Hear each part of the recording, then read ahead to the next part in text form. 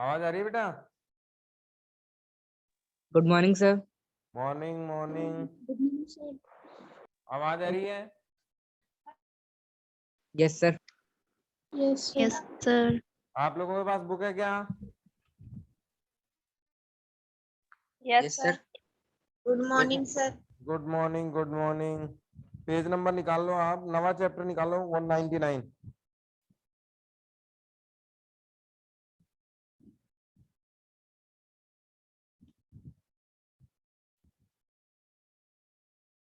मिला क्या?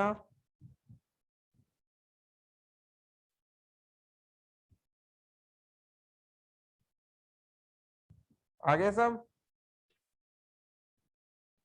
Yes sir. Chapter का नाम तो आपको पता ही होगा, क्या पढ़ रहे थे अपन? संविधान एक जीवंत दस्तावेज। हाँ, और ये लगभग कंप्लीट पहले ही पढ़ चुके हैं अपन चैप्टर, लगभग लगभग।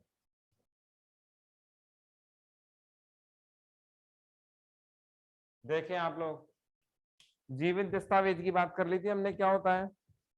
इसके बाद देखो, संविधान संशोधन की प्रक्रिया की बात हमने पहले भी की थी। मैंने आपसे कहा था दो दो जगह आएगी, तीन तीन जगह आएगी, की थी ना संविधान संशोधन, याद है?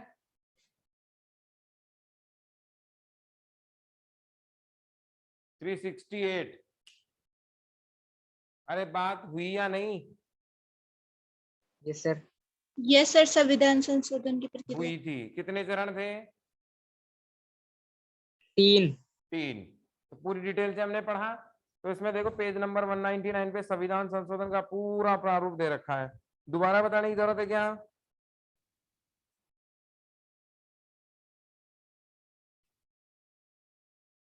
आवाज आ रही है? सर तीसरा चरण बता दो दोबारा, तीसरा वाला। आपने लिखा था क्या? Yes sir.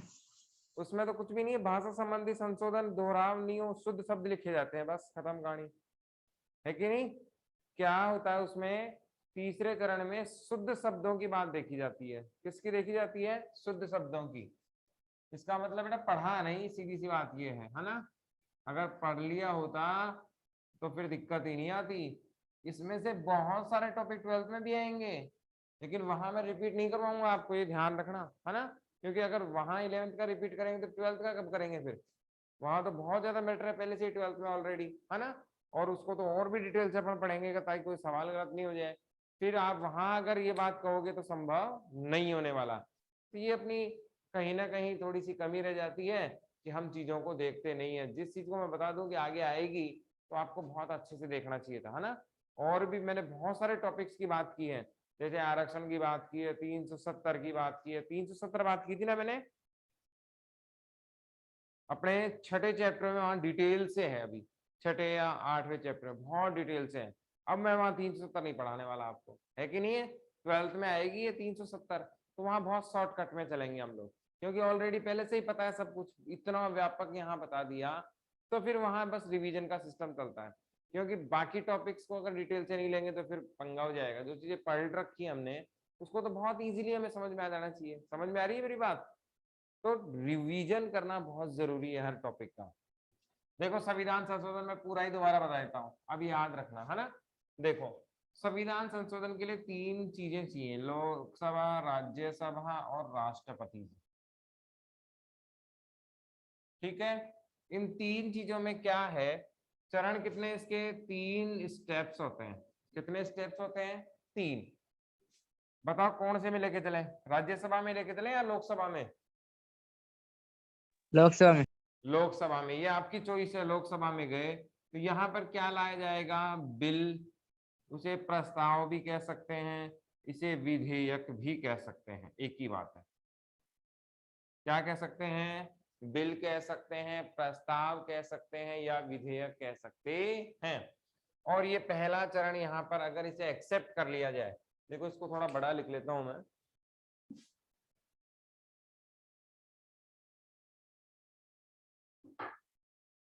बेटा तीसरी बार नहीं बताने वाला हूं मैं, ये ध्यान रखना, है ना। आज अच्छे से समझ लेना, अगली साल भी आएगा ये।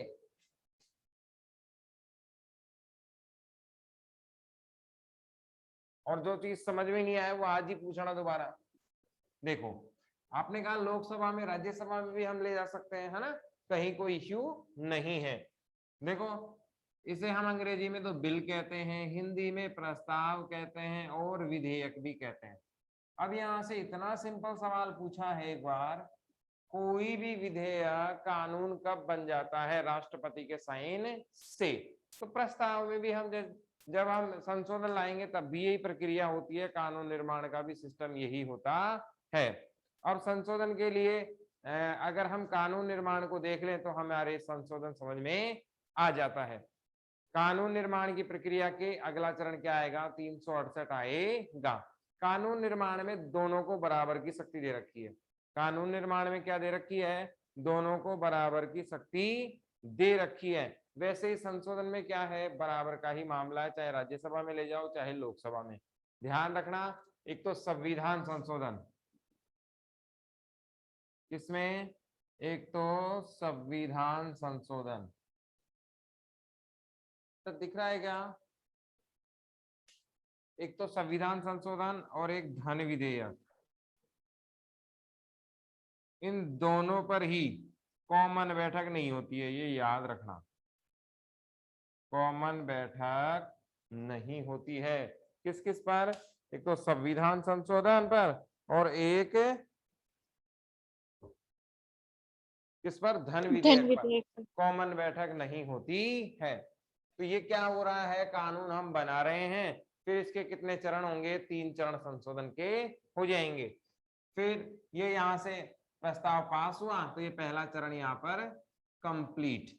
फिर दूसरा चरण में कहा जाएगा? परवर समिति के पास। कहा जाएगा? परवर समिति के पास। फिर इसकी रिपोर्ट पे चर्चा, फिर मतदान और फिर यहाँ से पास।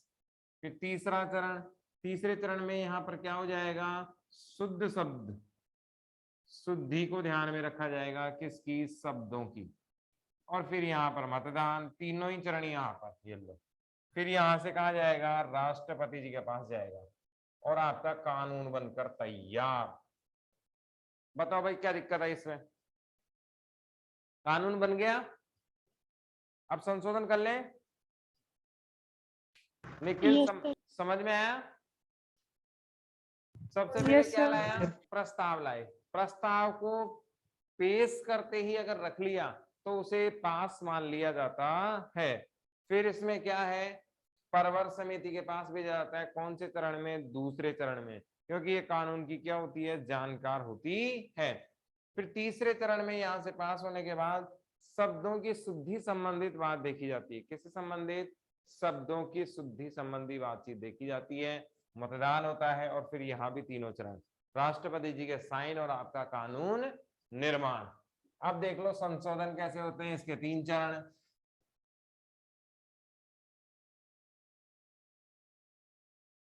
(368) में कितने चरण हैं? 3। कानून निर्माण में भी 3 मैंने बताया था, कई 2 भी लिखते हैं। पहला क्या है? साधारण बहुमत। दूसरा क्या है? विशेष। और तीसरा क्या है? विशेष प्लस आधे भारत की राज्य विधानसभा। विशेष प्लस आधे भारत की विधानसभा। बताओ भाई क्या दिक्कत आई? सबसे पहला क्या है? साधारण बहुमत। और साधारण बहुमत आप जानते ही है कैसा होता है ना? उपस्थित का जो भी ज्यादा रेशो होगा 50% से ज्यादा। विशेष क्या होता है? 2/3। ये क्या होगा? 2/3 प्लस हाफ पार्लियामेंट्री, है ना, आधे भारत की विधानसभाएं। इसमें क्या होते हैं? साधारण मुद्दे। इसमें कौन से मुद्दे? विशेष। और इसमें ढांचा। बताओ क्या दिक्कत है इसमें? बैठा क्या मामला?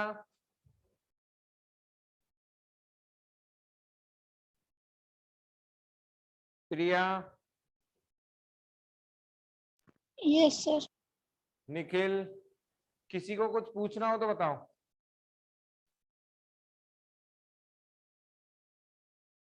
No sir. ठीक है, तो ये सारी बातें दो दो तीन तीन बार हमने कर ली हैं। और हमने लचीला कठोर संविधान भी देख लिया।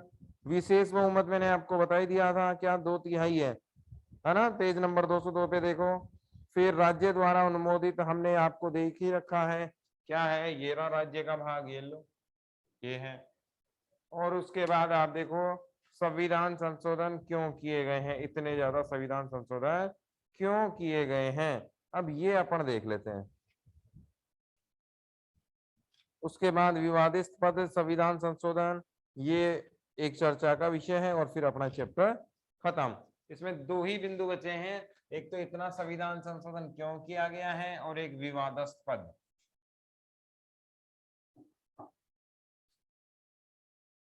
अनेक संविधान संशोधन क्यों, संविधान संशोधन क्यों। किसी भी बच्चे को कानून निर्माण और संशोधन में दिक्कत आ रही है तो बताओ,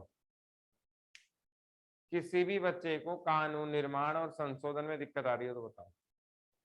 क्लियर। ऐसा अगर हम एग्जाम दें कल, तो क्या प्रक्रिया हम लिख पाएंगे?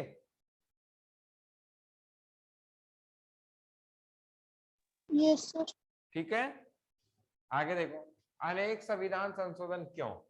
देखो हमने ये देखा था, सबसे लचीला और कठोर संविधान किसका है, सबसे ज्यादा लचीला लचीला तो ब्रिटेन का हाँ, और कठोर अमेरिका का। अमेरिका का, और दोनों का मिश्रण भारत। भारत। अब हम ये भी बात मानते हैं कि भारत का जो संविधान है वो फ्लेक्सिबल है, लचीला कठोर दोनों है, इसका फायदा भी है और नुकसान भी है।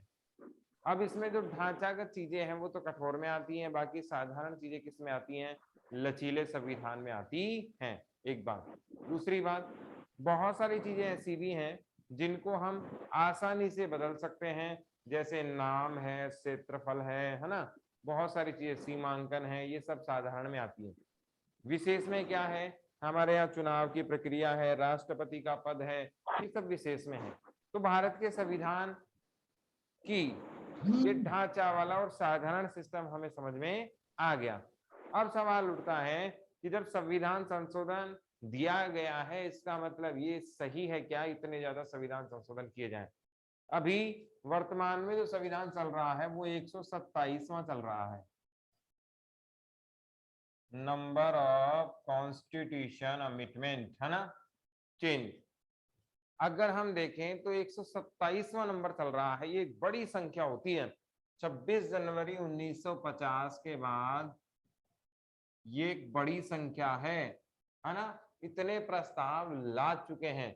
अभी आप आइडिया लगा लो कितना जबरदस्त ये नंबर है, समझ में आ रही है मेरी बात। जैसे 1951 से संविधान संशोधन इसमें शुरू हुए भूमि सुधार से, और फिर अभी चलता ही जा रहा है। हमारा सवाल है कि इतने संविधान संशोधन क्यों किए जा रहे हैं, क्या ये सही है, उचित है, और क्या इससे संविधान की गरिमा, सुरक्षा और मूल भावना में अंतर तो नहीं आ जाएगा। सवाल क्या क्या है देखो, क्या ये सही है, क्या मूल संविधान में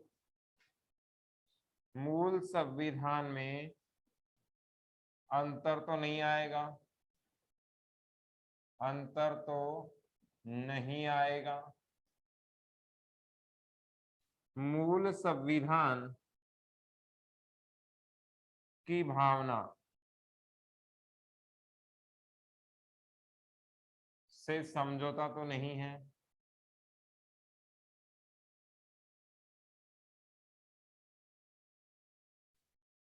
ज्यादा परिवर्तन नुकसानदायी, ज्यादा परिवर्तन सही नहीं है। और फिर लास्ट, क्यों ये परिवर्तन क्यों हो रहे हैं, इतनी बातें इसमें आती हैं। अब देखो, संशोधन तो हमें समझ में आता है, आर्टिकल कौन सा है, 368। संशोधन तो हमें समझ में आता है, कितने हैं 368 और इसके जरिए हम किसी भी कानून को बदल सकते हैं। इसमें हमें अच्छे से प्रक्रिया देख ली। अब क्या ये सही है? पहला जवाब देखो, हमने कल देखा था कि दादाजी के जमाने के जो नियम थे वो वर्तमान में सभी व्यवहारिक हों, ऐसी बात नहीं है। वर्तमान का समय बदला, परिस्थितियां बदली, परंपराएं बदली, सिद्धांत बदले, आप जैसे युवाओं की सोच बदली। इसी वजह से आज का युवा आज इंटरनेट को यूज कर रहा है। क्या उस जमाने में इंटरनेट था क्या? No sir. क्या नो सर। आप में से कोई बता सकता है इंटरनेट का आविष्कार कब, किसने, कहाँ किया? इंटरनेट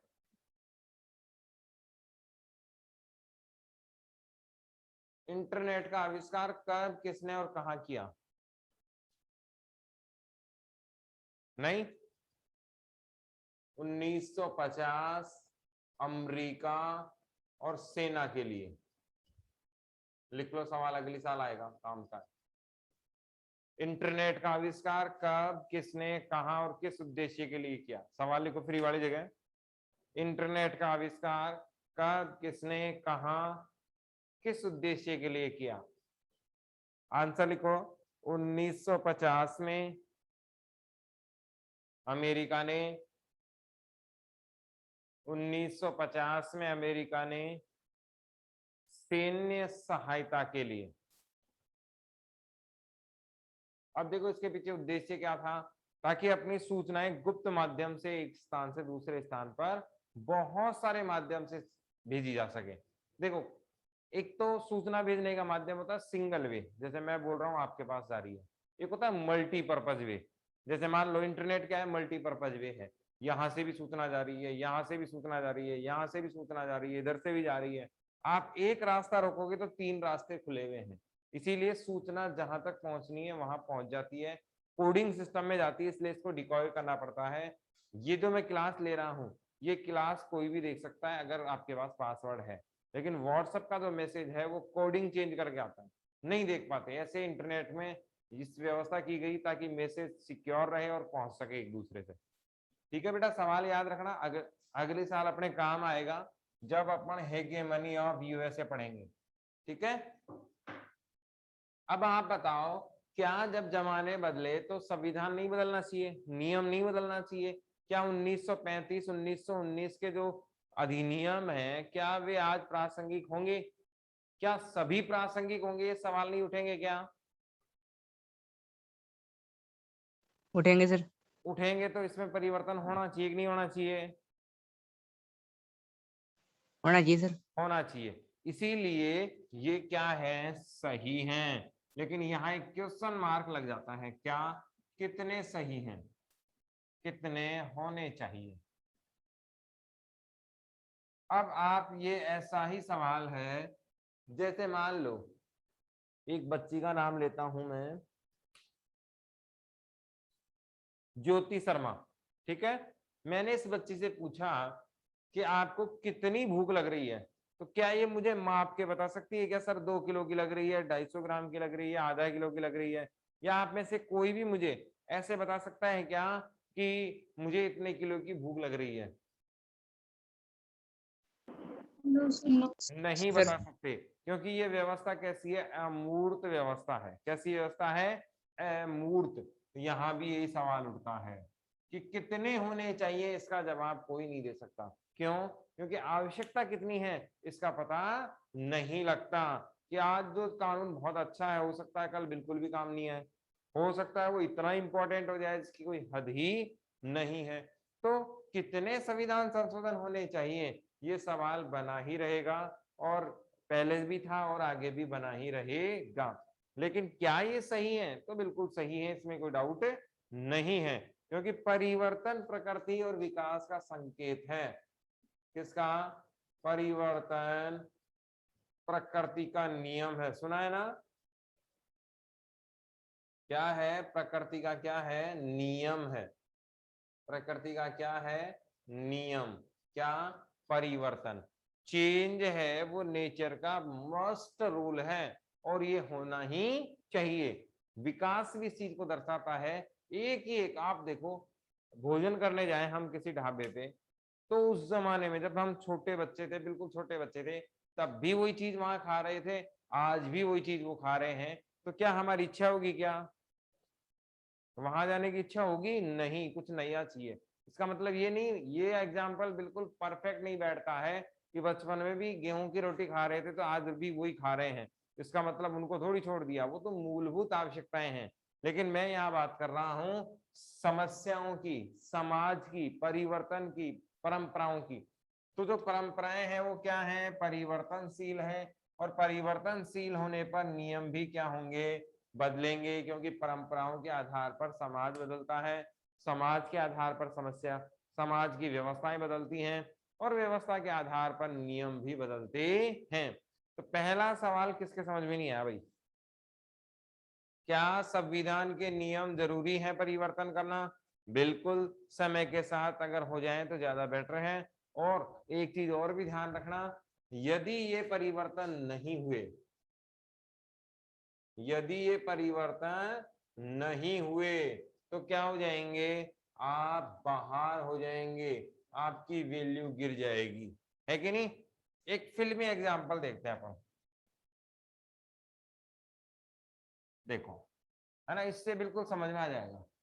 फिल्में तो देखते होंगे सब, कोई ऐसा बच्चा है जो अमिताभ बच्चन और धर्मेंद्र को नहीं जानता हो?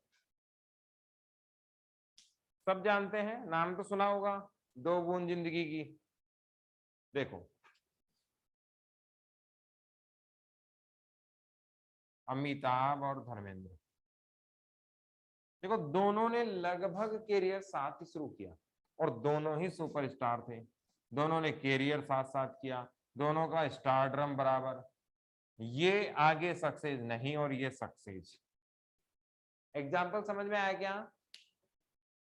अमिताभ बच्चन धर्मेंद्र ने दोनों ने साथ साथ कैरियर शुरू किया, दोनों का स्टारडम बढ़िया था, दोनों की फिल्में अच्छी चलती थी, नाम बहुत तगड़ा था।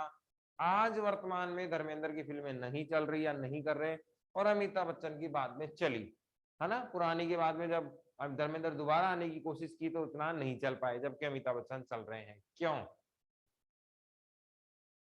कोई कारण समझ में आ रहा है यहाँ पर?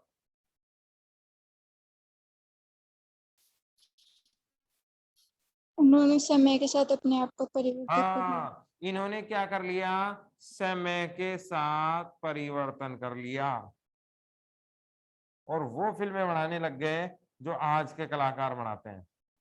समझ में आई बात? और ये परिवर्तन नहीं कर रहे हैं, ये वही पुराने ढर्रे वाली फिल्में बना सकते हैं जो आज संभव नहीं है। दूसरा एग्जांपल, बैंक चलेगा, बैंक पहुंच गए, बैंक सब। अब देखो बैंक यस। में क्या आ गया आजकल? कंप्यूटर। क्या आ गया? कंप्यूटर आ गया। और आप जानते हैं हमारे जो बुजुर्ग कर्मचारी हैं, पुराने जो कर्मचारी हैं, वो कीबोर्ड को कैसे यूज करते हैं? देखो मैं आपको दिखाता हूँ कीबोर्ड कैसे यूज करते हैं। देखो, ये यहाँ पर मेरे पास क्या है? कीबोर्ड। वो कैसे यूज करते हैं? ऐसे एक एक प्रेस करते हैं ना, इस तरीके से। तो ये सही तरीका नहीं है। जैसे मान लो भीड़ लग रही है बहुत भयंकर, है ना, और अब वो अगर इस तरीके से टाइप करें, एक एक अंगुली से टाइप करें, तो क्या वो काम कर पाएंगे क्या बैंक में? वो इस कैटेगरी में आ गए। तो वो कैसे हो जाएंगे? सिस्टम से बाहर हो जाएंगे। सिस्टम से क्या हो जाएंगे? बाहर। जबकि ये वाले आप जैसे युवा कीबोर्ड को रखेंगे और सारी अंगुलियां एक साथ चलाएंगे, और क्या आएगी? स्पीड आएगी, स्पीड जबरदस्त। किसकी? टाइपिंग की। और ये टाइपिंग की स्पीड इतनी जबरदस्त होगी, बहुत फास्ट आप काम वहां पर करने वाले होंगे। बताओ समझ में आया क्या पहला बिंदु? सवाल पूछ ले, क्या संविधान में जो परिवर्तन हो रहे हैं, संशोधन हो रहे हैं, क्या वे सही हैं? तो आपका आंसर क्या होगा? हाँ सही है, लेकिन बहुत ज्यादा मात्रा में सही नहीं है। इतने भी नहीं होने चाहिए कि पूरा संविधान ही बदल दो, नया ही ले आओ, ये नहीं होने चाहिए। मस्ट है तो लाना चाहिए, तरीके से है, बॉर्डर लाइन क्रॉस नहीं कर रहे हैं तो लाना चाहिए, कहीं कोई दिक्कत नहीं है।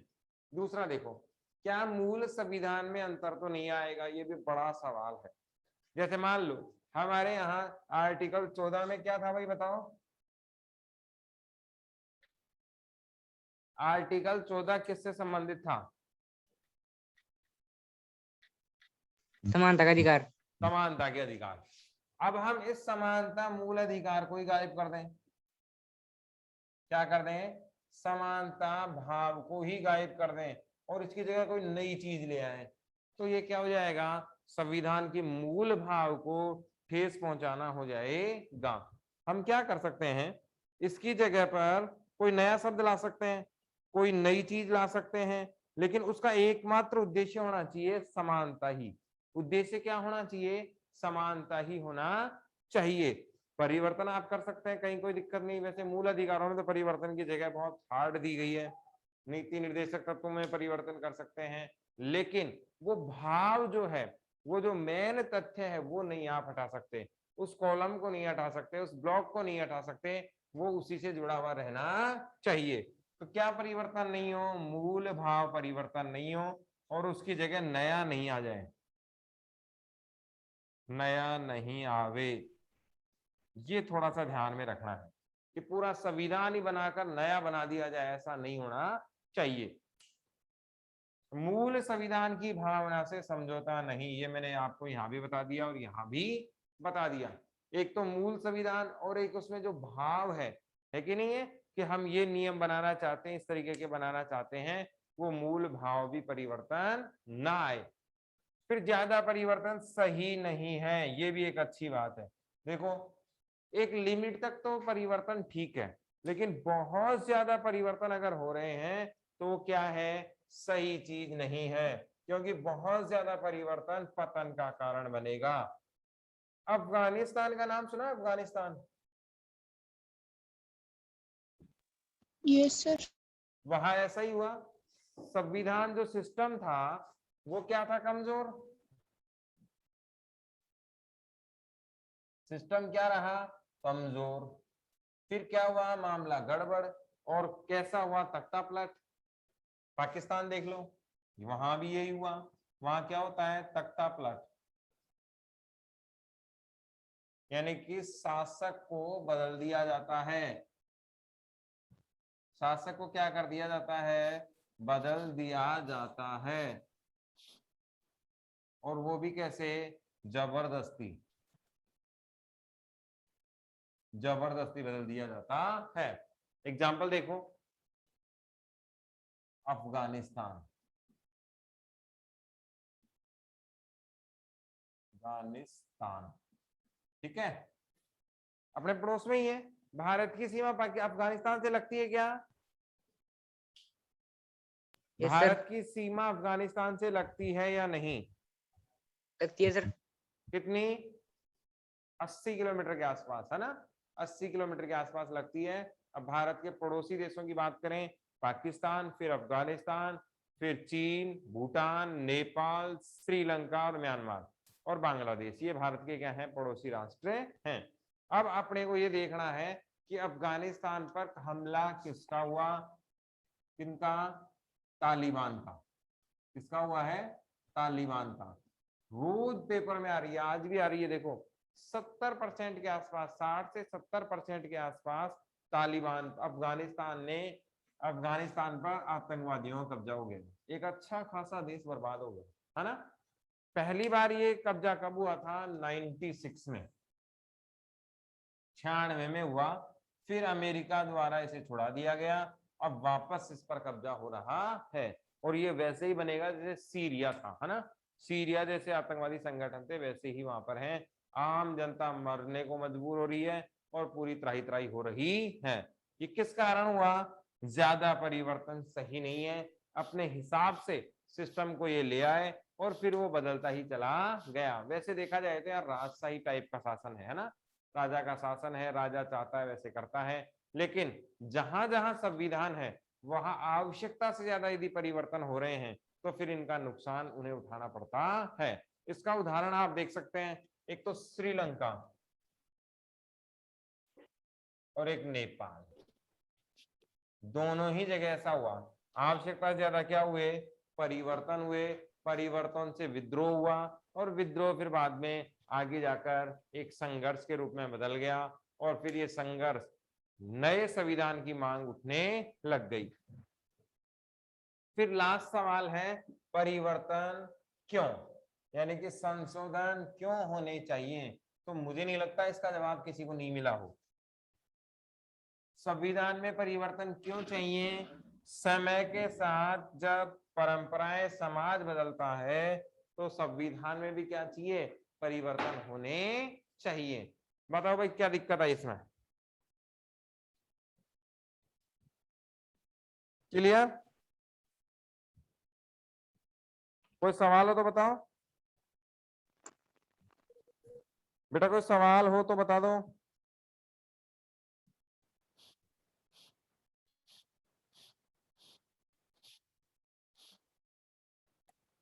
ठीक है, अब देखो विवादास्पद संविधान संशोधन, विवादास्पद विवादास्पद संविधान संशोधन।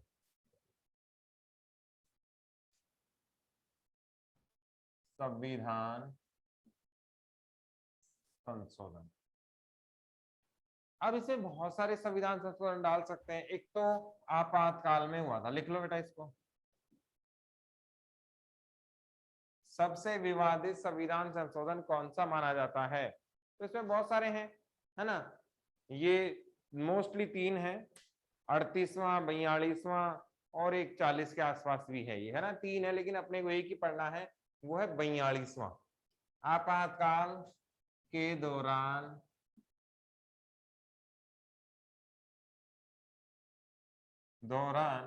कौन सा संविधान संशोधन हुआ?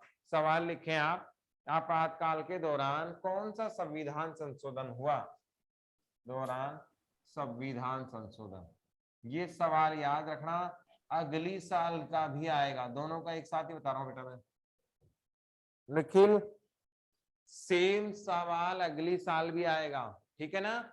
अब ध्यान रखना है क्या था क्या नहीं है मैटर, अभी देख लो फिर दोबारा तो शॉर्टकट ही पढ़ेंगे, आज डिटेल से बताता हूँ। आपातकाल कब लगा था?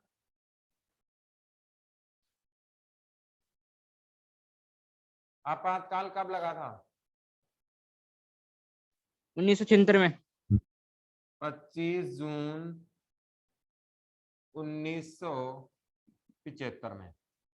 और इस समय प्रधानमंत्री जी कौन थे? इंदिरा जी थे, ठीक है। इनके शासनकाल में ये लगा। और इसी दौरान 1976 में 42वां संविधान संशोधन आया था। कौन सा संविधान संशोधन आया था? 42वां संविधान संशोधन आया था। इसके प्रमुख प्रावधान क्या थे वो देख लो। विधायिका का कार्यकाल, लिख लो बेटा फटाफट लिख लो। विधायिका का कार्यकाल 5 वर्ष से बढ़ाकर 6 वर्ष कर दिया गया था। विधायिका का कार्यकाल कितना कर दिया गया? 6 वर्ष कर दिया गया। पीएम, राष्ट्रपति, उपराष्ट्रपति के चुनाव को न्यायालय में चुनौती नहीं दी जा सकती, के चुनाव को न्यायालय में चुनौती नहीं दी जा सकती, चुनौती नहीं दी जा सकती है, ये बात भी निकल कर आई। और भी बहुत सारे प्रावधान, अपने को 2 ही बातें याद रखनी है, बस टाइम कंप्लीट होने वाला है, स्पीड से लिखो बेटा, है ना। सवाल क्या क्या लिखने हैं, कल इसको फिर से शुरू कर लेंगे। आपातकाल के दौरान कौन सा संविधान संशोधन हुआ? क्या आंसर आएगा? 42वां संविधान संशोधन, है ना। कब हुआ? 76 में। प्रधानमंत्री जी कौन थे? इंदिरा जी थे। क्या कहा? 5 से 6 वर्ष की कार्यकाल विधायिका होनी चाहिए। प्रधानमंत्री, राष्ट्रपति, उपराष्ट्रपति के चुनाव को न्यायालय में चुनौती नहीं दी जा सकती। इसके आगे का पढ़ेंगे कल इस चैप्टर को पढ़ना। कोई सवाल बच गया हो तो बताना, बाकी मेरे हिसाब से तो ये लगभग कंप्लीट है। एक टॉपिक इसमें लास्ट बचा है ना, वो अपन देख लेंगे।